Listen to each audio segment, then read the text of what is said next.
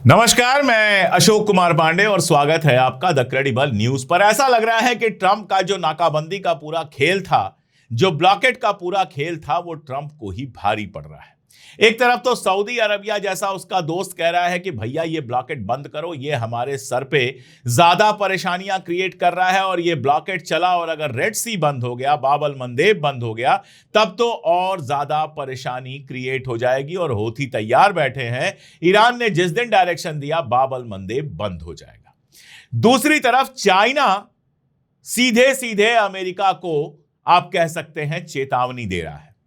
China ने बिल्कुल clearly एकदम साफ अल्फाज में यह बात कही है कि हमारा ईरान के साथ समझौता है, हमारी ईरान के साथ डील है, और हमारे जहाज बड़े आराम से स्ट्रेट ऑफ होर्मुज में आ रहे हैं और जा रहे हैं। हमारी जहाजों पर कहीं कोई रोक नहीं है, और अगर ब्लॉकेट के बहाने आपने हमारी जहाज रोकने की कोशिश की तो इसका अंजाम बहुत बुरा होगा।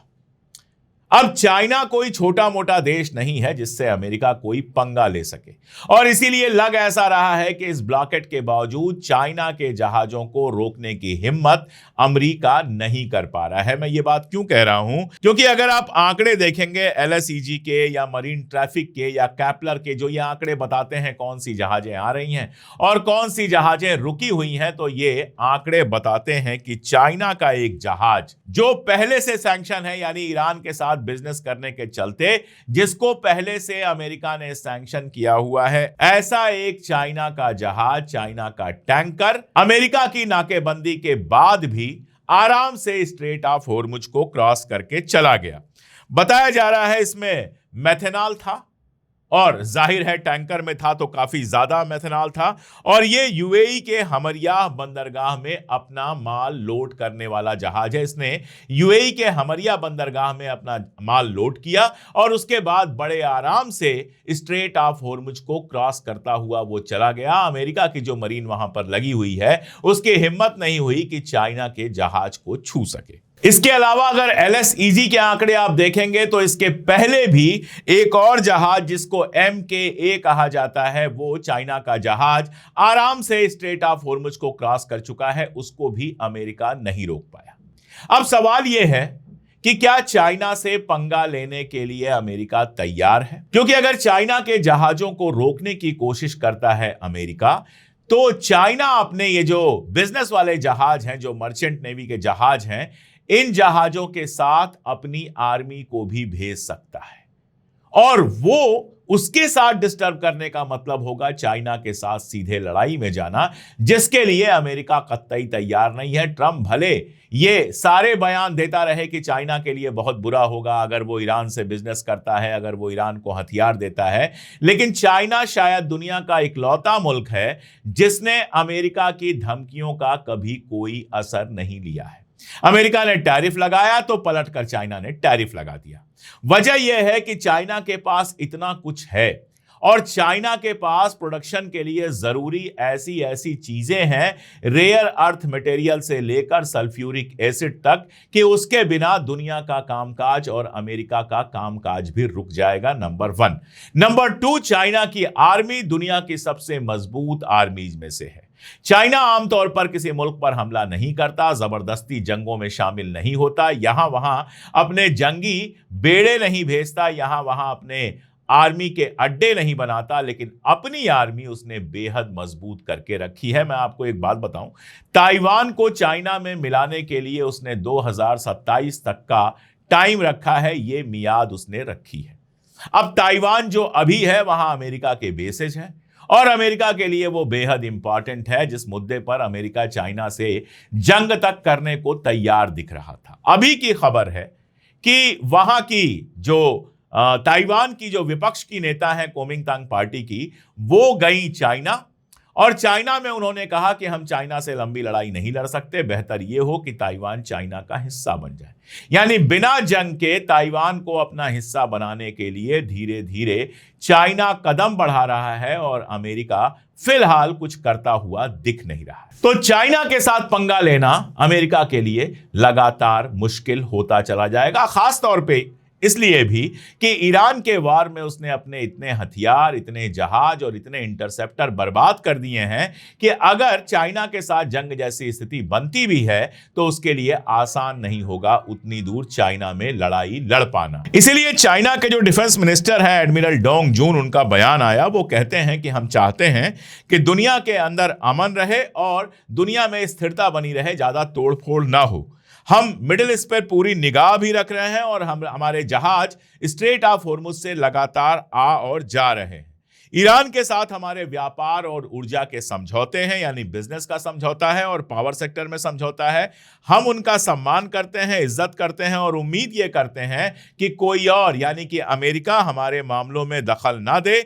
ईरान स्ट्रेट ऑफ हॉर्मुज को कंट्रोल करता है और हमारे लिए ये खुला हुआ है।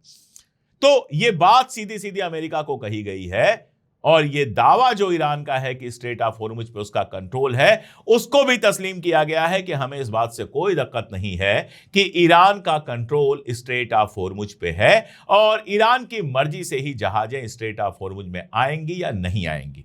अब इसके ऊपर, इस ब्लॉकेट के ऊपर जो आपने ब्लॉकेट लगाया हुआ है, दुनिया माने तो माने, हम नहीं मानेंगे। दरअसल चाइना, ये भी खबर आई थी कि इस जंग में जितना रोल चाइना का दिखाई दे रहा है उससे ज्यादा रोल चाइना निभा रहा है।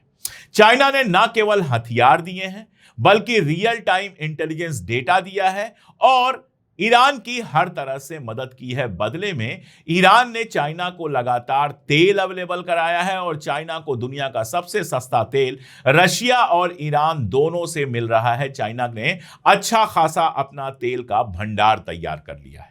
तो इस जंग में अगर वाकई में किसी का फायदा हुआ है तो वो चाइना और रशिया का हुआ। यहां तक कि जो सीज फायर की बातचीत चल रही थी उसमें भी चीन का बहुत बड़ा रोल है। आपको याद होगा कि पाकिस्तान के अंदर फॉरेन मिनिस्टर्स की जो मीटिंग हुई थी, उस मीटिंग में टर्की, इजिप्ट, पाकिस्तान, इन मुल्कों के और सऊदी अरबिया, इन मुल्कों के फॉरेन मिनिस्टर्स बैठे थे और उस मीटिंग के तुरंत बाद इशाक डार और आसिम मुनीर दोनों चाइना गए थे और चाइना से लौट के आने के बाद फिर सीज फायर का मामला तेज हुआ था। यह भी कहा जा रहा है कि ईरान को सीज फायर की मीटिंग में जाने के लिए फाइनली चाइना ने मनाया है। तो चाइना का रोल बेहद इंपॉर्टेंट होता जा रहा है। स्पेन के प्राइम मिनिस्टर पेड्रो सांचेज, जो पूरी तरह से इजराइल और अमेरिका के खिलाफ खड़े रहते हैं, वो चाइना में थे अभी और उन्होंने बयान दिया कि चाइना को इंटरनेशनल जो मल्टीपोलर वर्ल्ड है उसमें अपना रोल और ज्यादा बढ़ाना चाहिए। यानी इशारे में वो कह रहे हैं कि अमेरिका के सामने आपको एक बराबर की ताकत की तरह खड़ा होना चाहिए और अमेरिका की जो दुनिया भर में गुंडागर्दी चल रही है उसको कंट्रोल करना चाहिए और चाइना इस समय ऐसी पोजीशन में है कि वो कंट्रोल कर सके। यही हालत रशिया की है। रशिया लगातार रहा है ईरान के साथ और देखिए, रशिया और ईरान का जो कनेक्शन है वो होता है कैस्पियन सी से। नक्शे में आप देखेंगे कैस्पियन सी को, वहां से ईरान का बॉर्डर रशिया के बॉर्डर से सीधे जुड़ता है और कैस्पियन सी एक ऐसा सी है जिसमें सिर्फ उन्हीं मुल्कों को बिजनेस करने का, मैरीटाइम बिजनेस करने का, यानी अपनी जहाजें उतारने का हक है जिनकी सीमा वहां पर लगती है तुर्कमेनिस्तान, ईरान, रशिया और एक आध कंट्रीज, और अमेरिका का कैस्पियन सी के ऊपर कोई कंट्रोल नहीं है। तो ब्लॉकेट के बावजूद आराम से रशिया के साथ तो ट्रेड चल ही रहा है और रशिया लगातार ईरान के समर्थन में बयान दे रहा है। जब अरब मुल्क रशिया के पास गए थे, लावरोव जो उनके विदेश मंत्री हैं, उनसे ये कहने गए थे कि आप ईरान से कहिए कि वो हमारे ऊपर अटैक ना करे या ईरान की मजम्मत कीजिए इस बात के लिए कि वो अरब मुल्कों पर अटैक कर रहा है। तो उन्होंने कहा था कि जब अमेरिका और इजराइल ने ईरान के ऊपर अटैक किया था तो आपने उसकी मजम्मत की थी और उसके बाद अरब मुल्कों के जो प्रतिनिधि थे वो खामोश हो गए थे।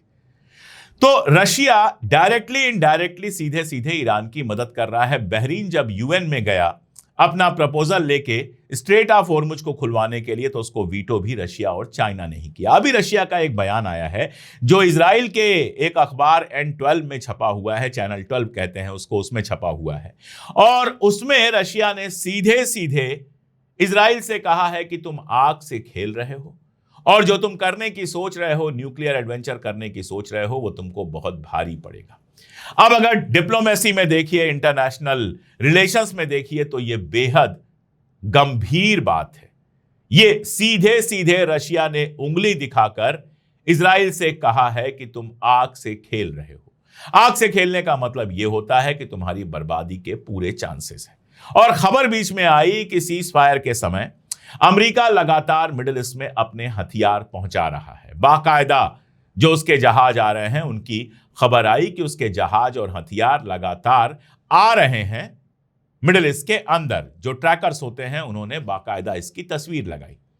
लेकिन इसके साथ साथ यह भी खबर आई कि सीज फायर के दौरान चाइना ईरान को हथियार पहुंचा रहा है, रशिया भी ईरान को हथियार पहुंचा रहा है। तो हर बार सीज फायर के समय होता क्या था कि दूसरी पार्टी, चाहे वो लेबनान हो चाहे ईरान हो, उसको लगता था कि अब तो जंग खत्म होने वाली है, अब जंग की तैयारी क्यों करें। लेकिन इस बार रशिया और चाइना की सहायता से ईरान भी सीज फायर के दौरान पूरी तैयारी कर रहा है। और अगर सीज फायर टूटता है और ईरान पर अटैक का प्लान करते हैं तो उसी तरह से ईरान जवाब देगा। ईरान से एक बयान आया था कि अगर जंग दोबारा शुरू होती है तो हम ऐसे हथियारों का मुजाहिरा करेंगे जो आपने पहले कभी सोचे नहीं होंगे, जो आपके तसव्वुर में भी नहीं होंगे, और हम इस तरह का वारफेयर करेंगे जिसका आप अंदाजा भी नहीं लगा सकते। उधर चाइना ने कहा कि हम सल्फ्यूरिक एसिड का एक्सपोर्ट बंद कर रहे हैं। खाद का एक्सपोर्ट पहले ही बंद कर चुके हैं, अब अगर सल्फ्यूरिक एसिड का एक्सपोर्ट ये बंद करते हैं तो पूरी दुनिया में आप ये समझिए कि 2/3 सल्फ्यूरिक एसिड का इस्तेमाल फास्फेट नाम की खाद बनाने में होता है। फास्फेट खाद के बारे में आप लोग जानते हैं। इसके अलावा तांबा, निकेल, चांदी जैसी तमाम धातुएं जो बनती हैं उसमें भी यूज होता है सल्फ्यूरिक एसिड। और इलेक्ट्रिक जो वाहन चल रहे हैं आजकल, इलेक्ट्रिक गाड़ियां चल रही हैं, कारें वगैरह, उसमें भी सल्फ्यूरिक एसिड का बहुत ज्यादा रोल होता है। तो अगर चाइना सल्फ्यूरिक एसिड का निर्यात, एक्सपोर्ट रोक देता है तो इंडिया से लेके अमेरिका तक दिक्कतें पैदा हो सकती हैं प्रोडक्शन के लिए। तो चाइना ने ढेर सारे कार्ड्स अपने हाथ में रखे हुए हैं, वो लगातार प्रेशर बना रहा है। अमेरिका फिलहाल चाइना के खिलाफ जाने की हिम्मत नहीं करेगा और चाइना खुलकर ईरान के साथ है। और यह फैक्टर एक ऐसा है जो इस जंग में अमेरिका के लिए बहुत बड़ा सरदर्द बन रहा है। आज के लिए इतना ही, बहुत शुक्रिया। मैंने YouTube पोस्ट में लिखा था कि स्टैंड इन ईरान वाली टी शर्ट आप खरीद सकते हैं, तो बहुत सारे लोगों ने मुझसे पूछा था कि ये टी शर्ट कैसे खरीद सकते हैं। लिंक तो हमने वहां भी दिया था। इस टी शर्ट को जो मैंने पहनी हुई है ये अलग अलग कलर, अलग अलग साइजेस में अवेलेबल है और डिस्क्रिप्शन में हमने इसका लिंक दिया हुआ है। उस लिंक पर जाकर ये और ऐसी ढेर सारी हमारी टी शर्ट्स आप खरीद सकते हैं।